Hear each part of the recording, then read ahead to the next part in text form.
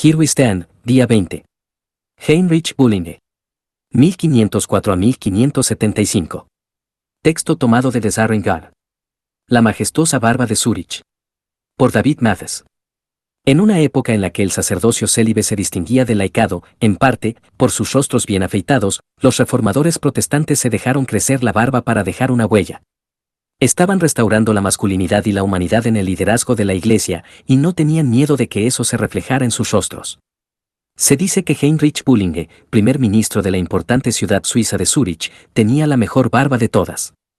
Un historiador describe la de Bullinge como majestuosamente poblada, y no estaba del todo desconectada de la teología que él cuidadosamente dejó crecer y cuidó tras la primera derrota impactante de la Reforma. Protestante y predicador.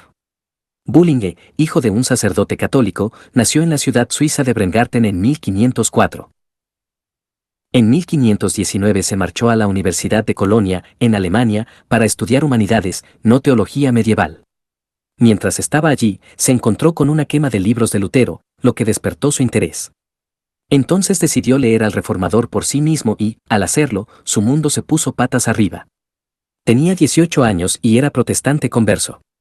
En 1523, un año después de su conversión, Bullinge conoció a Ulrich Zwinglio, 1484 a 1531, que se había convertido en 1519, aproximadamente al mismo tiempo que Lutero, y que rápidamente se convirtió en el líder de la Reforma suiza. Zwinglio era 20 años mayor que Bullinge, pero los dos se convirtieron en aliados y 8 años después sus vidas quedaron unidas para siempre cuando el desastre golpeó al incipiente movimiento reformado. Sucesor de Zúrich. Zwinglio no solo fue pastor de Zúrich, sino también capellán del ejército. El 11 de octubre de 1531, el gran reformador participó en la batalla de Kappel para defender la ciudad contra las fuerzas católicas. Fue herido, pero luego fue encontrado por el ejército invasor y ejecutado. Tras la derrota protestante, la ciudad natal de Bullinge, donde ahora era pastor de una iglesia protestante, se vio amenazada. Huyó a Zúrich, donde se hizo cargo de la esposa y los 2 hijos supervivientes de su amigo fallecido y, en cuestión de semanas, fue elegido su sucesor como primer ministro en Zúrich, cargo que ocupó durante 44 años, desde los 27 años hasta su muerte a los 71 en 1575. Teólogo del primer pacto. Con qué frecuencia la historia asocia las virtudes de los grandes hombres con sus debilidades. Una de las contribuciones más representativas de Bullinge fue su forma primitiva de teología del pacto. En este punto siguió el ejemplo de Zwinglio, que organizó su teología en torno al tema del pacto, en lugar de hacerlo en base a categorías medievales. Zwinglio situó su centro teológico en el pacto de creación de Dios con Adán.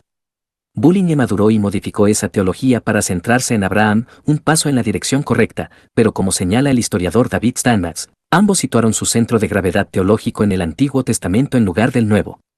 Entre sus puntos fuertes se encontraba la lectura de toda la Biblia como una sola historia, entre sus debilidades, una tendencia a minimizar o rechazar las discontinuidades reveladas en el Nuevo. En resumen, Zwinglio y Bullinge leyeron la Biblia completa, pero aún así era una Biblia plana.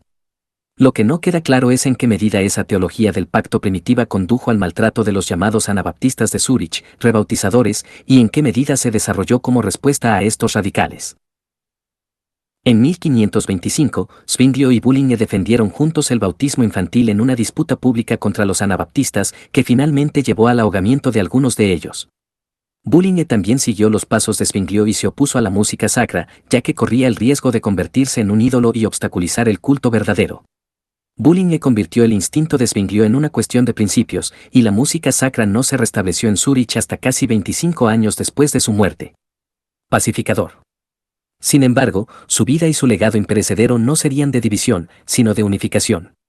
Detrás de su majestuosa barba se escondía uno de los corazones más grandes de la era de la Reforma y uno de sus pacificadores más incansables.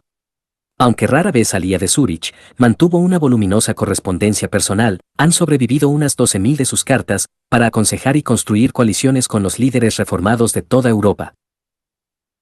Más que por su talento para la predicación, era conocido por su paciencia, sabiduría y espíritu generoso. Estabilizó a la joven pero influyente iglesia de Zúrich, no solo después de su impactante tragedia, sino durante más de 40 años. Hizo crecer y alimentó lo que Zwinglio había comenzado. Según Steinmetz, sin Zwinglio no habría habido reforma en Zúrich, sin Bullinge no habría perdurado.